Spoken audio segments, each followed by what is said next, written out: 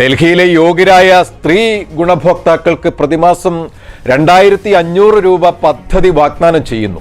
പ്രതിമാസം 2100 രൂപ വാഗ്ദാനം ചെയ്യുന്ന AAPയുടെ മഹിളാ സമാൻ യോജനയുടെ കൗണ്ടറായാണ് ഇത് കാണേണ്ടത്. കെജ്രിവാൾ ഡൽഹിയിൽ നടപ്പിലാക്കിയ വാഗ്ദാനങ്ങളിൽ വിശ്വാസമർപ്പിച്ച് ആപ്പിനോടുള്ള ജനപിന്തുണയിൽ പതറിയ BJP നീക്കങ്ങൾ ആരംഭിച്ചു എന്നതിന്റെ തെളിവാണ് കെജ്രിവാളിനെ ചുറ്റും നിന്ന് ആക്രമിക്കുന്നത്. കഴിഞ്ഞ ദിവസം അതിഷി മർലേനയെ മുഖ്യമന്ത്രിയുടെ വസതിയിൽ നിന്ന് പുറത്താക്കിയിരുന്നു. 3 മാസത്തിനിടെ ഇത് 2ാം തവണയാണ് കത്ത് മുഖേന അതിഷിയെ പുറത്താക്കുന്നത്.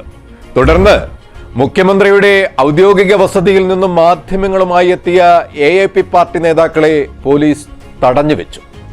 കേന്ദ്രത്തിന്റെ ജനാധിപത്യ വിരുദ്ധ നടപടികൾ ലോകം അറിയും എന്നതിനാലാണ് പോലീസിനെ ഉപയോഗിച്ച് ഇതൊക്കെ മറയ്ക്കാൻ ശ്രമിക്കുന്നത് എന്ന് AAP പറഞ്ഞു.